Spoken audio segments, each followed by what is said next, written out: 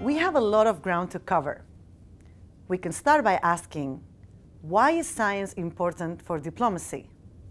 Throughout the course, we'll be hearing from experts and science diplomacy practitioners who will help us answer this and other questions. Science is really important for global diplomacy for several reasons. First thing is it's a universal language. I mean, it's not a spoken English language, but the ideas of science are translatable to every culture that's modernized. It's also should be, not always, but it should be in principle a neutral language. That is, it shouldn't be laden with political views or judgments. It's a language of information, and the best way that I think about science is it's a system of rules that keeps us from lying to each other. Science is rational. It progresses logically from one step to the other, with every step requiring evidence. It's transparent. Every step needs to be visible so that anyone can try to replicate and test it. And finally, it's non-ideological. It requires no leap of faith, and all uncertainties must be accurately represented. So it tends to be a safe place for diplomacy to gravitate to, because it's sort of a self-regulating system that's judged. It's also a great way for countries to interact, because it's a fairly neutral environment. You're not talking about whether it's democracy or communism. You're not talking about whether it's the racial profiles. You're not talking about all the things that tend to charge up discourse. And it's often the first way that a country will interact and with another country. It's the first step is science. Is always a nice place to go to.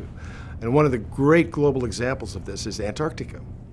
Antarctica, you might think of the southernmost continent as the home of seals, killer whales, and of course penguins.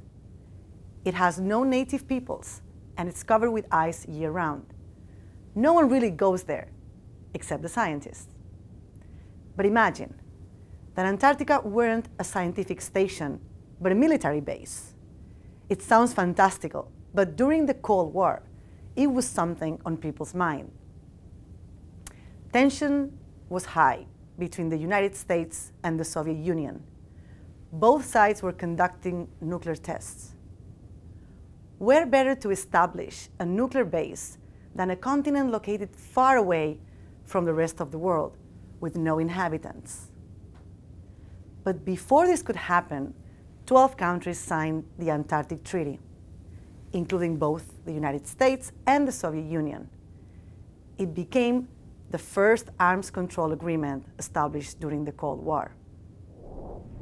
Antarctica was, well, it was first visited back in the previous centuries, but it didn't really get going as sort of an entity on the planet until the Antarctic Treaty was signed in 1959. And that treaty was a really, really good model for diplomacy and science, because the treaty basically says, we, the signatories of this treaty, agree that the last continent, of which there were no indigenous people to start with, so it was clearly, without doubt, a global commons. This continent will only be used for scientific research. No military activity is allowed here. And we're also not going to talk about land claims. So it basically put aside all the political aspects of international relations and left, distilled in its purest form, science, which is to study what happens down there. And it's done a really good job of keeping Antarctica kind of a neutral playing ground for the world. It's the one place, I was down there during the Cold War as a scientist, and it's the one place in the world where I could sit next to Russian, Polish, any of the East Bloc members, scientists, and it didn't matter what political system we came from. We were speaking this other language that was immune from all that. So science, it plays a role in how we get along on this planet and how we communicate and how we make decisions.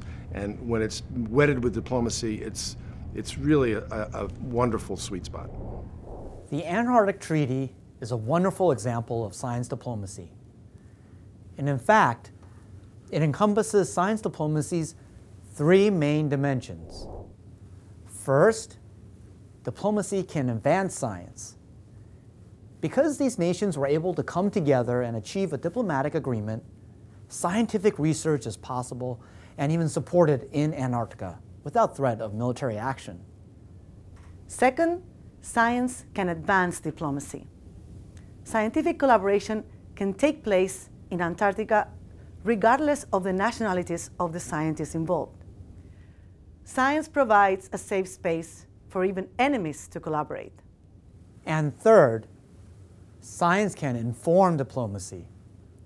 The Antarctic Treaty and the governance of Antarctica require technical knowledge and expertise, including issues from environmental protection to scientific exploration.